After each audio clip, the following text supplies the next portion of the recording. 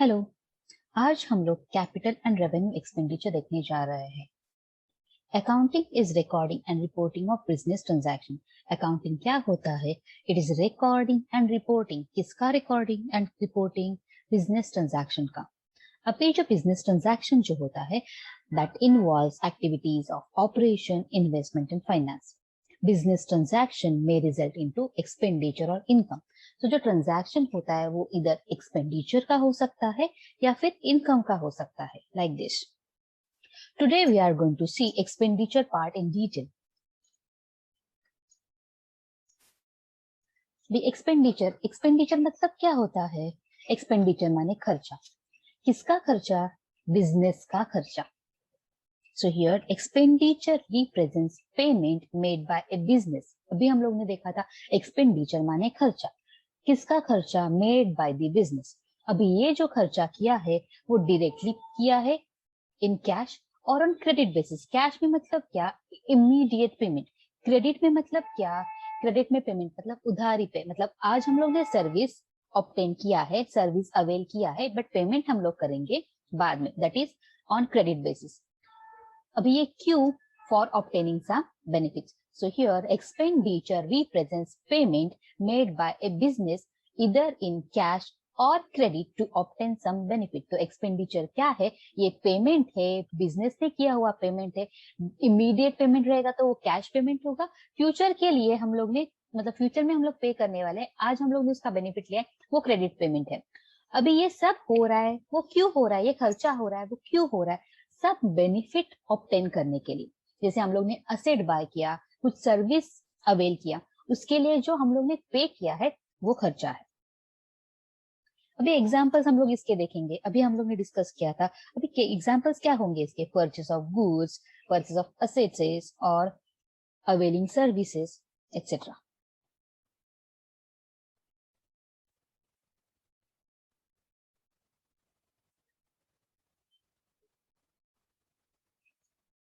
Now, next we will move to classification of expenditure. So classification of expenditure. Expenditure is classified as capital expenditure, revenue expenditure and deferred revenue expenditure. अभी ये हम लोग सब detail में देखेंगे, starting with capital expenditure. Capital expenditure are expenses incurred by a firm for purpose of long term advantage। मतलब क्या? Capital expenditure ऐसा खर्चा है जिसका हम लोग को लॉन्ग टर्म के लिए, बहुत ज्यादा टाइम के लिए उसका बेनिफिट या एडवांटेज मिलने वाला है।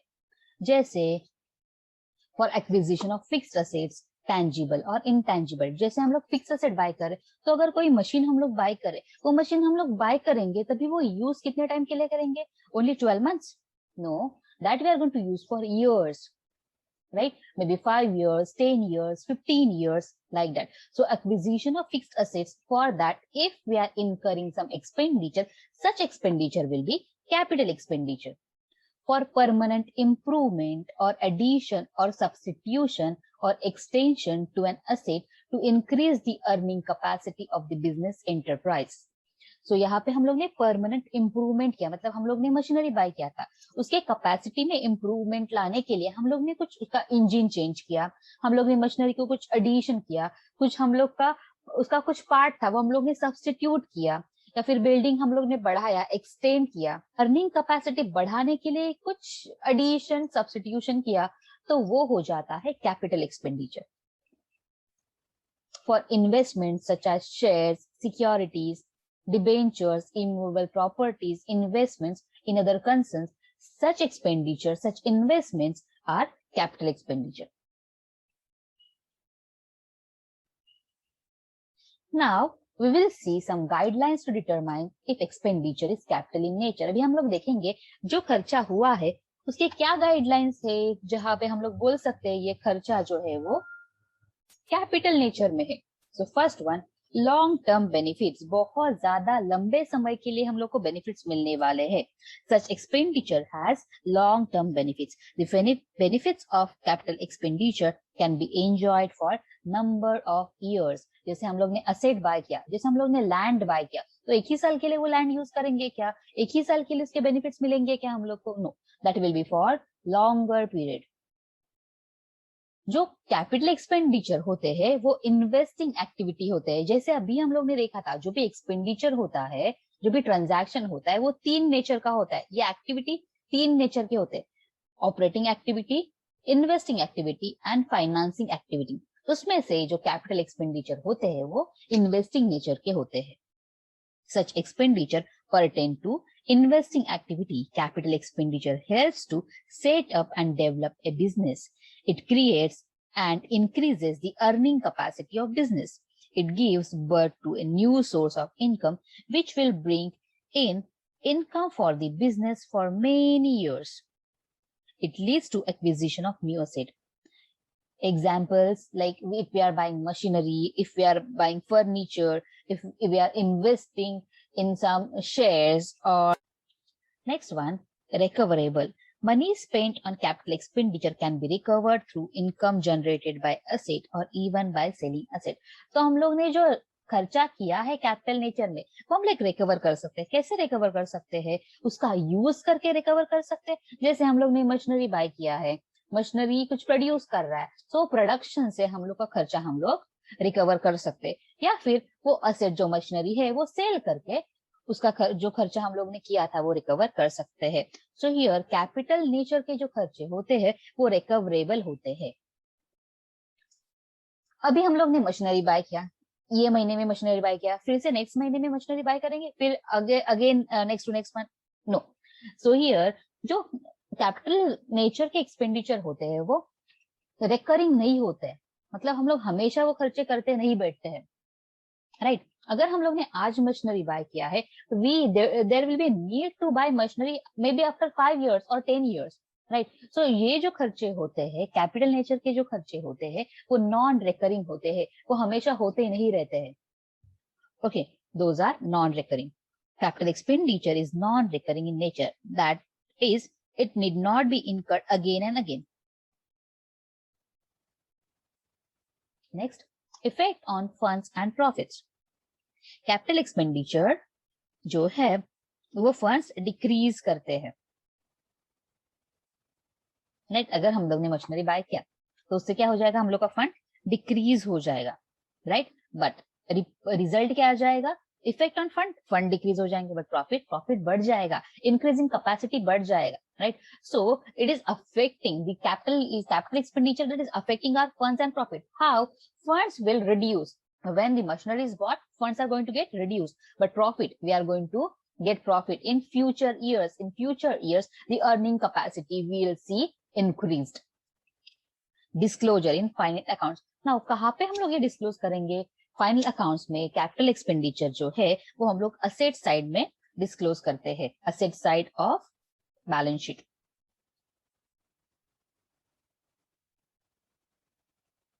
Now next we will see revenue expenditure.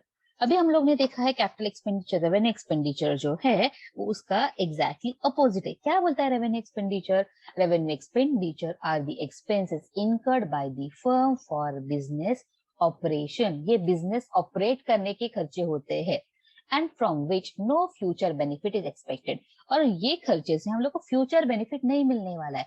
जो भी खर्चा हम लोग ने किया है वही साल में हम लोग को उसका बेनिफिट मिलने वाला है। ऐसे जो खर्चे हैं those are known as revenue expenditure. Now this revenue expenditure includes items like the cost of material used in manufacturing goods intended for resale. तो हम लोग कुछ गुड्स रीसेल करने वाले हैं, तो वो प्रोड्यूस करने के लिए हम लोग ने कुछ रॉ मटेरियल बाय किया है, उसका जो कॉस्ट है that will be revenue in nature. All expenses incidental to the working of the business. Business के वर्किंग के लिए, ऑपरेशन के लिए जो भी खर्चे हम लोग ने किए हैं, जैसे हम लोग ने रेंट पे किया होगा, सैलरी पे किया रहेगा, ये जो इंसिडेंटल खर्चे है those will be revenue expenditure. Here examples are given, depreciation, rent, salaries, interest, like that. All the expenses incurred for maintaining the efficiency of fixed assets by the means of repairs, replacement, renewals and insurance are revenue expenditure. जैसे अभी हम लोग ने देखा था जो extension होता है या फिर सब्स्टिट्यूशन होता है फिक्स्ड असेट्स में, वो तो कैपिटल नेचर का है। बट अगर हम लोग को असेट मेंटेन करना है, असेट मेंटेनेंस के लिए कुछ खर्चा रहेगा, जैसे रिपेयर्स, रिप्लेसमेंट, रिन्यूअल्स, या फिर हम लोग ने इंश्योरेंस किया है, साल में एक बार इंश्योरेंस ले रहे, एनुअल बेसिस पे होता है, तो ये जो खर्चे होते हैं वो रेवेन्यू नेचर में होते हैं। अभी ये रेवेन्यू एक्सपेंडिचर के हम लोग गाइडलाइंस देखेंगे। So guidelines to determine if the expenditure is revenue in nature. So first one is business activity, जहां पे हम लोग ने देखा था कैपिटल एक्सपेंडिचर होता है investment activity, but revenue expenditure जो होता है वो बिजनेस एक्टिविटी है। बिजनेस चलाने के लिए, बिजनेस ऑपरेट करने के लिए जो भी खर्चा लगता है वो रेवेन्यू नेचर में होता है। मेंटेन असेट्स, अभी हम लोग ने देखा था expenditure that helps to maintain an asset in working condition is treated as revenue expenditure. Example अभी हम लोग ने देखा था, क्या क्या एग्जाम्पल देखा था हम लोग ने? Repairs, insurance, maintenance, renewals, all these expenditures are revenue in nature. Not recoverable. Money spent on revenue expenditure is gone. We cannot recover the same. जैसे हम लोग ने सैलरी पे किया, उस सैलरी का बेनिफिट हम लोग को 10 साल के लिए नहीं मिलने वाला है. We are going to get benefit for 1 month only. Again, we have to pay salary for next month. It cannot be recovered. Hence, expired cost, revenue losses are treated as revenue expenditure. Now, next one is recurring. अभी हम लोग ने देखा था जो salary है वो हम लोग को हर महीने पे करना पड़ेगा. So, revenue expenditure is recurring in nature. Same type of expenditure is to be incurred again and again on regular basis. जैसे हम लोग goods purchase करें, हम लोग हमेशा goods purchase करते ही रहेंगे. Maybe once in the month, twice in the month, वो हम लोग को करना ही पड़ेगा. या फिर payment of the rent, monthly rent हम लोग को पे करना ही पड़ेगा. So on repetitive basis, we have to incur such expenses. Next one, reduces funds and profits. इससे क्या होता है? Revenue expenditure से हम लोग के funds and profits रिड्यूस होते हैं. Now disclosure in final accounts, जो रेवेन्यू एक्सपेंडिचर होते हैं वो हम लोग trading and profit and loss account में दिखाते हैं. Next, deferred revenue expenditure. It is mixed kind of mixture of capital expenditure and revenue expenditure. ये क्या होता है ये देखेंगे. Deferred revenue expenditure are expenditures which are basically in the nature of revenue expenditure. Nature इनका होता है revenue, but जिसका बेनिफिट है हम लोग को बहुत सारे साल के लिए मिलने वाला होता है. देयर बेनिफिट्स में extend over A number of years. तो हम लोग को ये बेनिफिट्स है वो सिर्फ एक ही साल के लिए नहीं मिलने वाला होता है. ऐसे एक्सपेंडिचर को हम लोग डेफर्ड रेवेन्यू एक्सपेंडिचर बोलते हैं. Example, research expenses, heavy advertisement expenditure, preliminary expenses are treated as deferred revenue expenditure. And ये राइट ऑफ हम लोग एक ही साल में नहीं करते. Okay, so if we want to write off deferred revenue expenditure, we have to write off these expenses over 3 to 5 years. अभी हम लोग रिवाइज करेंगे whatever we have studied. So first one is paid wages. If we are paying wages every month, we have to pay the same.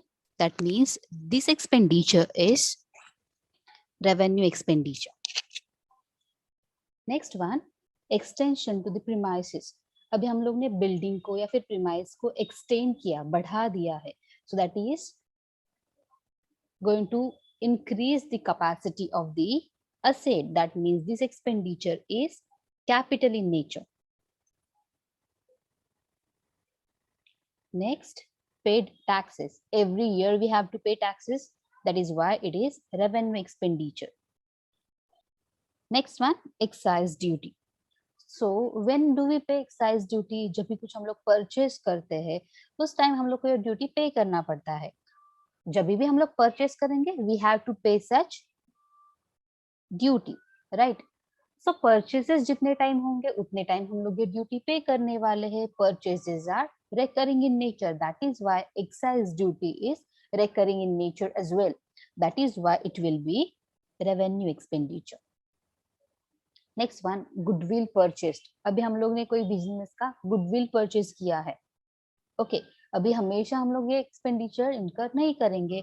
This expenditure we are going to incur once in while. Okay, that is why this expenditure is capital in nature. That is why capital expenditure. Next, provision of depreciation. तो हम लोग asset पे depreciation जो है वो हर साल charge करते हैं। We provide for depreciation every year, that is why ये होता है revenue expenditure. Next one, paid wages for erection of machinery. See, very first item paid wages. जब भी हम लोग वेजेस पे करते हैं तो वो रेवेन्यू एक्सपेंडिचर होता है, बट यहाँ पे जो हम लोग ने वेजेस पे किया है वो फॉर स्पेसिफिक पर्पस है। यहाँ पे स्पेसिफिक पर्पस क्या है? Erection of machinery. तो असेट बनाने के लिए वेजेस पे किया हुआ है, दैट इज व्हाई ये ऑर्डिनरी वेजेस नहीं है, असेट बनाने के लिए पे किए हुए वेजेस है, and that is why this wages paid are capital in nature, that is capital expenditure. That's it for the day. Thank you.